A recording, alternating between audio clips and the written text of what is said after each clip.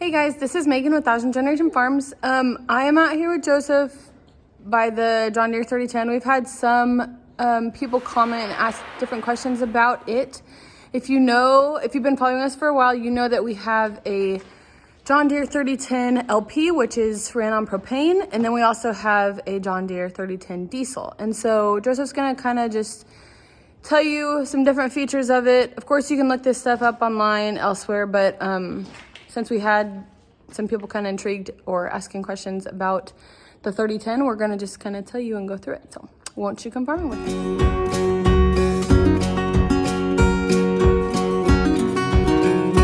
I think this would have been built in like the 60s, like probably early 60s. So John Deere always had John Deere's thing was a hand clutch. They always had a hand clutch. And then in the 60s, they went from a hand clutch to a foot clutch. So, and this is the 10 series is the first ones that they really did that on. They changed the body panels and just the way the 10 was formed. And John Deere's thing also was they always had 2 cylinders.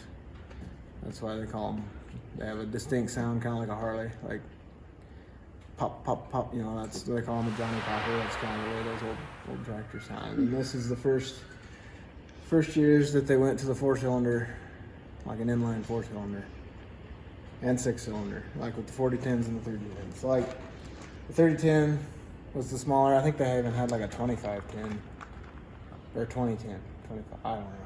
They had one smaller than this one. Then they had the 3010, then they had the 4010. And then when they got to the 50 series, I think they added, I don't think there's a 5010.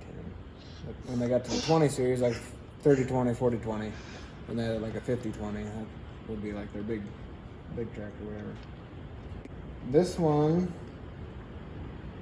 so this is the LP. Obviously your carburetor would be in here.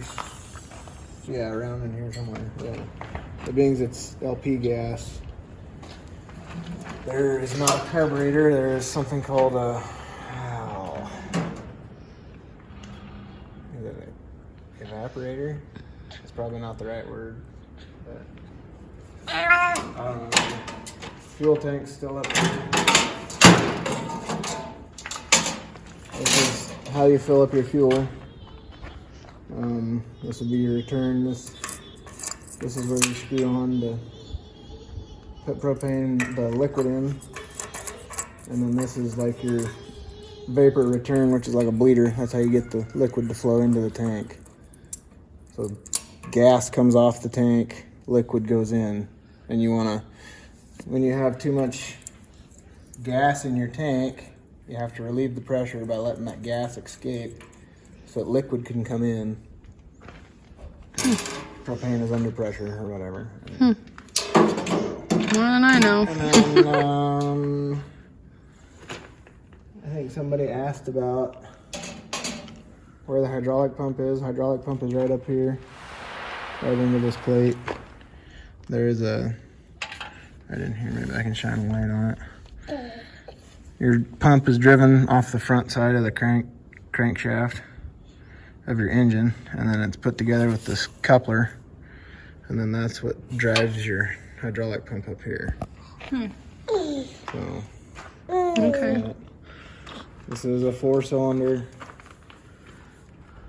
gas. I don't know, we have a diesel. The only difference is one runs on diesel and one runs on LP.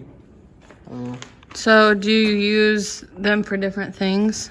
Kind of. I mean, I don't know. They're pretty interchangeable. This one you don't have a loader on, right? But you have a loader on the diesel. This one's only got one hydraulic remote. And then the other one's got 2. I don't know, it's pretty standard stuff. Everything's leaky and everything. 540 PTO. If you want to change over to 1000, you can get like this shaft here. It's just 3 bolts and it comes out, and then you can buy a 1000 RPM shaft put in there for different things, different implements that you want to run or whatever. I don't know. So what do you use both your 3010s for the most? Like Well, in the summertime, like I'll probably hook this one onto the hook this one onto the rake and go rake hay with this tractor. Otherwise, it's just kind of for odd jobs, like just pulling a manure spreader with it. Feeding hay. Yeah, getting a hay bale, whatever. Feeding hay. Because we do have a 4440, which is right there, but a lot of times it's kind of back, put away during the winter. So even in the winter, you'll use this for feeding, and it's kind of easier to get out. These old tractors, I think were, well, I don't know. Some of them would have been like 24 volt. That probably would have been like your diesels. This one's been converted to 12 volt, so it has an alternator. So like this tractor would have came from the factory with a generator. I don't know. It's been converted to 12 volt though. So someone else did that? Yeah, and it has an alternator on it now. It's not overly valuable. I mean, I think I paid $3,500 for this tractor. I mean, people don't really like the LP, but it's, I don't know. The fuel's cheap and they're usually cheaper. So what have we replaced on this? Or So when I bought it, I had to get their hydraulic pump well, not really rebuilt, but like the steering was kind of, there were some seals up there that needed to be replaced. So that was done. Otherwise, I haven't really done anything to it. but on Besides the change oil and on the other one, the diesel, we did the starter, right? yeah, I replaced the starter on that one. I guess this one got a new starter Okay. after I bought it. And what? So you said the 60s. So these are probably 60 some years old. Yeah. So I think this is like a 62. okay. Maybe 62 years old.